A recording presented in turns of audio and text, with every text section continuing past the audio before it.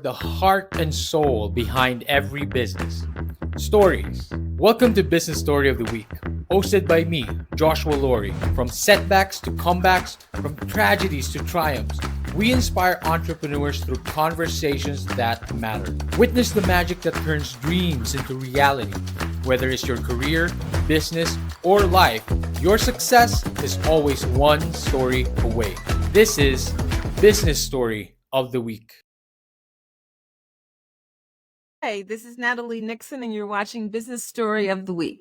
Fantastic. And that is the lovely Natalie Nixon herself. She is going to be our guest for today. And of course, my name is Joshua. I am your host. Every episode, every day, and every week, we ask you a question. And this one, I love this question that we're going to be asking today because I think it's perfect. It's perfect for Natalie. The question is creativity the new currency in the future of work? I I love believe that. it is. Yeah, it definitely is, especially because of ubiquitous technology. It means that now more than ever, now more than ever, because basic tasks can be taken over AI and Yes. automation and robotics, it means that we have an opportunity to amplify what makes us uniquely human.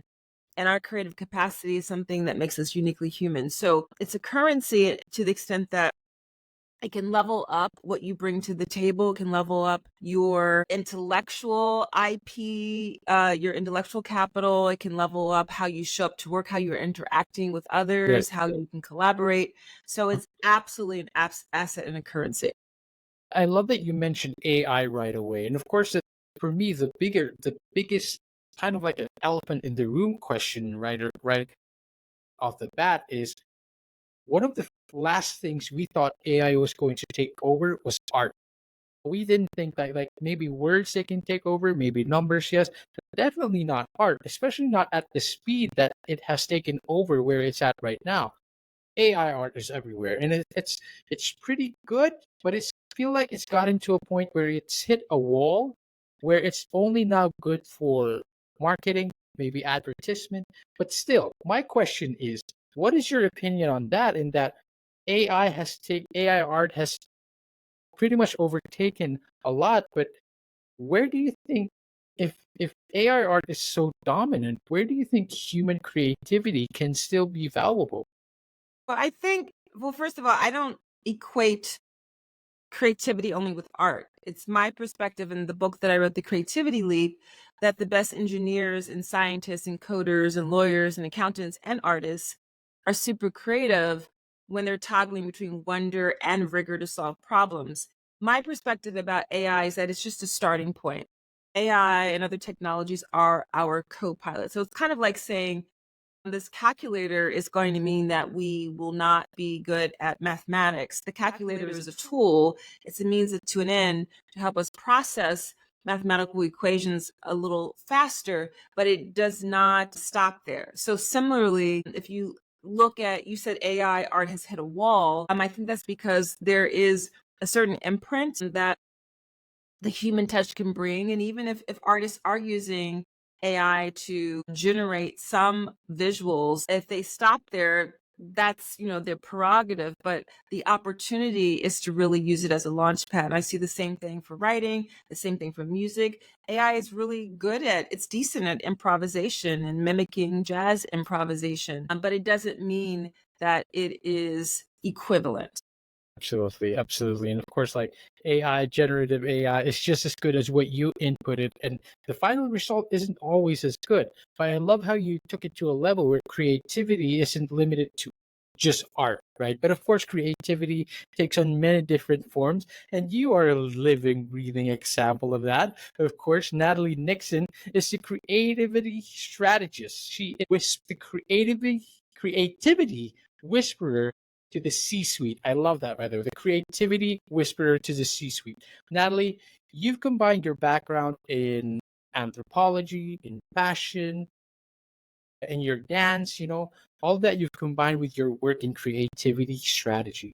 How do these diverse experiences has influenced your approach to helping businesses innovate, especially at the C-suite level? Well, every single experience that I have had, I bring to the fore now my work as a creativity strategist. So, for example, studying cultural anthropology means that I'm equipped with having the worm's eye view of society. I understand how to ask and reframe questions in a way that's different from the way an economist or a political scientist or a person who is really grounded in business management might look at a problem. So I really like to engage in deep observation. I value qualitative research in order to connect the dots to identify possible insights, right? It's all about insight gathering. My background in the fashion industry was really my first foray into trends research, foresight, and forecasting. People who've never worked in fashion think it's a very glamorous industry or they think it's Mm, frivolous. And mhm. it's not glamorous, nor is it frivolous. It is a business. And I worked in fashion as an entrepreneurial hat designer, and I also worked in global sourcing for a division of the Limited brand. So I really became very engrossed and grounded in the role of trends and forecasting, but also logistics and technology and design. So all of those divergent experiences, including my 16-year career as a professor, has helped me to deliver ways for businesses to connect the dots between creativity and business impact.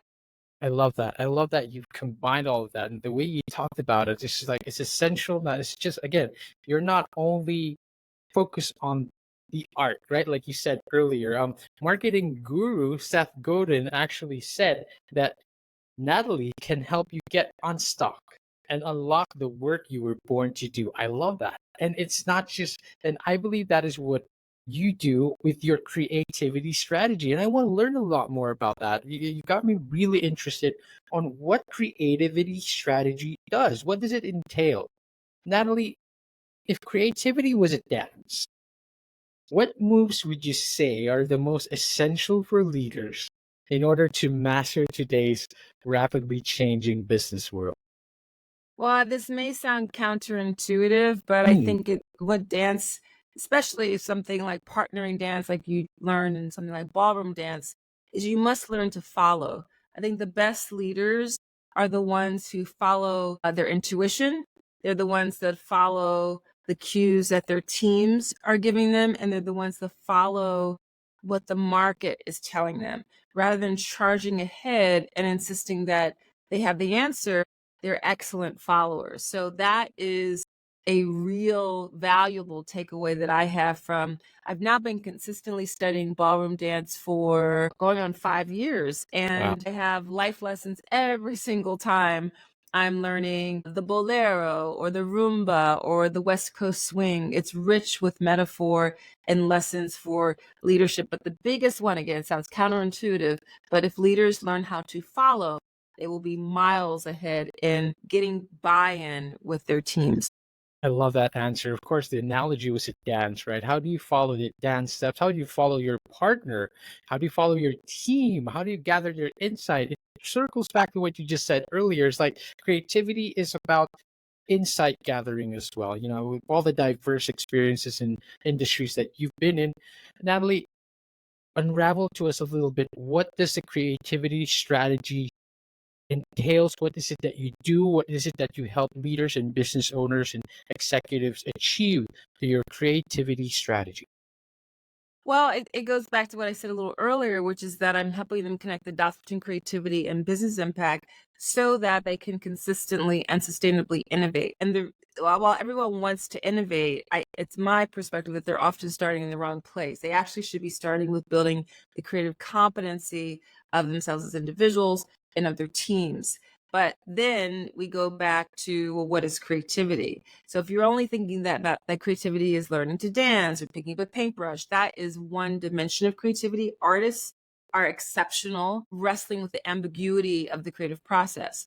If you lean into my definition of creativity as toggling between wonder and rigor to solve problems and deliver value and meaning, then you begin to build an organization that really normalizes curiosity and question asking, that embraces improvisation and experimentation, and that is not shying away from the role of intuition in strategic decision making. So those are all of the elements that I help to elevate and exercise as a muscle for teams and organizations in my work as a creativity strategist.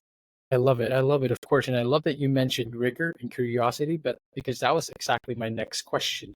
Because you teach about the intersection of curiosity and rigor when it comes to shaping the future of work. How do you see it, working when it comes to, especially in the context of emerging technologies? You talked about being able to innovate, unlocking that creativity so you can navigate these new changes. Talk to us any method or a particular method that you normally teach your individuals, your clients, that mostly involves the intersection of curiosity and rigor. What would be a standout method that you always teach? Well, asking questions is a way of thinking, and I tend to think about it as an intersection of wonder and rigor. Curiosity is a way into that. So, asking questions, as Warren Berger likes to say, is a way of thinking. The challenge is that most of us have been educated in a way where we are rewarded for knowing the answer. What is the answer? But actually, in a world and marketplaces where there's so much uncertainty, you're better off being a person, an organization, a team that's really good in identifying multiple sorts of questions that will serve as an orientation, a guiding point for you to then navigate that ambiguity. So, one example of something that you can do is to do some question storming, and is to generate as many questions as you can around a particular topic in a limited amount of time. And that's a starting place that is fun, sometimes very uncomfortable for people, to just generate a series of questions. I love that. And of course, this is something that you do with Figure Eight Thinking, the company that you, again, the creativity whisperer.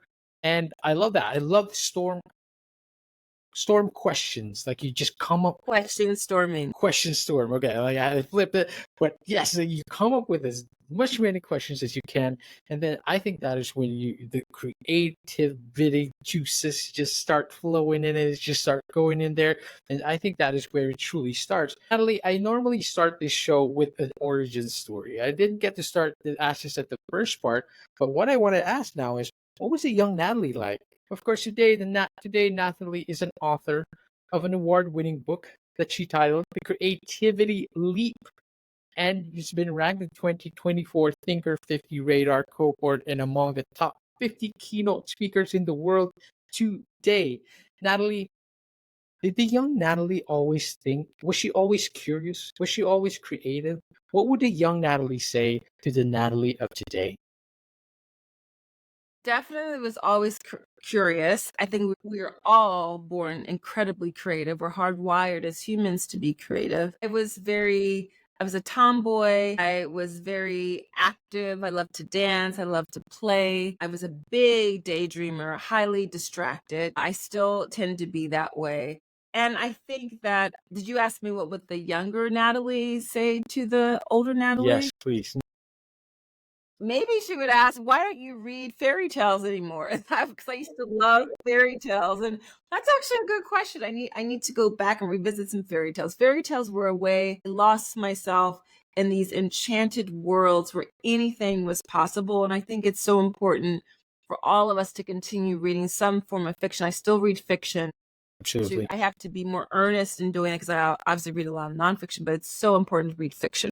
I absolutely agree there. It opens up a different kind of world, a different level of imagination, of course, a different level of creativity as well. Natalie, when you talk to me about that fairy tale, young Natalie would ask, why don't you read fairy tales? To me, it feels like you are living in your fairy tale. Are you not?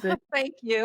It's a lot. I mean, the journey that you've gone through, the people that you are helping now, and you're helping them unlock their own fairy tales, unlock their own creativity, and much more. You're helping connect the dots when it comes to business. I love that. And of course, again, it's a perfect topic here, but also I love that dash of creativity and the dash of heart.